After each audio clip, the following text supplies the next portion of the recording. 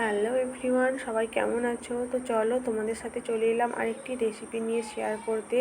Street food বা রেস্তোরাঁগুলোতে রুটির সাথে যে রেসিপিটা পাওয়া যায় ডিমের, মানে ডিমের যে মশলা কারিটা পাওয়া যায়, সেটাই আজকে তোমাদের সাথে শেয়ার করতে চলেছি। তো পুরো ভিডিওটা দেখো, কেউ স্কিপ করবে না ভিডিওটা। আর ভালো লাগলে কিন্তু অবশ্যই কমেন্ট লাইক করো, আর জানিও কেমন হয়েছে। আর আমার নতুন চ্যানেল যেহেতু, সবাই সাবস্ক্রাইব করতে ভুলো না।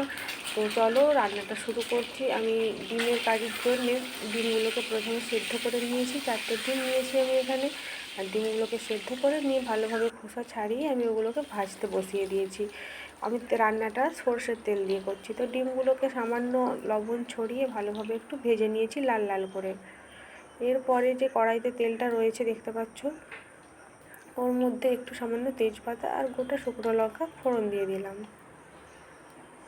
দিয়ে এরপরে আমি ওটা ভাজা হয়ে গেলে একটা বড় সাইজের গোটা পেঁয়াজ আর বড় সাইজের কিন্তু টমেটো ভালোভাবে ভেজে নিচ্ছি।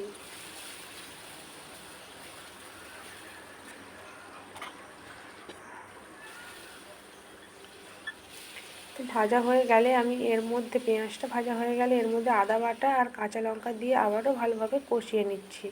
আদা বাটা আর কাঁচা লঙ্কা দিয়ে কষিয়ে নেওয়ার পরে আমি রসুনটা দিয়ে রসুনটা আবার ভেজে নিচ্ছি ভালো করে কষিয়ে কষিয়ে।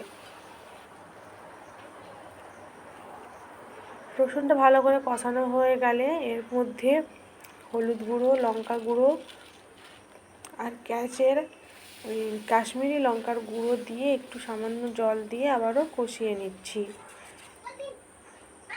এরপর আমি এর মধ্যে ধনে পাউডার আর জিরে পাউডার দিয়ে দিলাম, দিয়ে আবারও ভালোভাবে কষিয়ে নেব।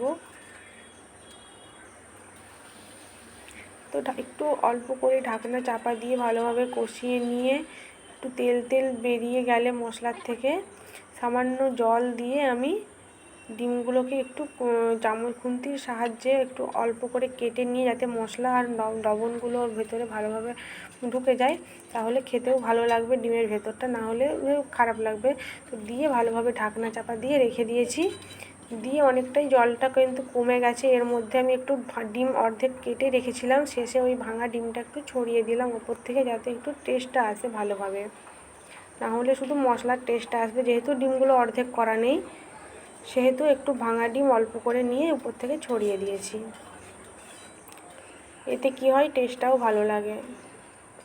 তো অনেকটাই কষানো হয়ে গেছে, ভালোভাবে কষিয়ে নিয়ে একদম ঢেলে নিয়েছি একটা জায়গার মধ্যে। তো দেখতেই পাচ্ছ কেমন হয়েছে রান্নাটা। আশা করি সবার খুব ভালো লাগবে। তোমরা সবাই শেয়ার করো আর নিজেরা অবশ্যই বাড়িতে বানিয়ে দেখো, ভালো লাগবে। টাটা।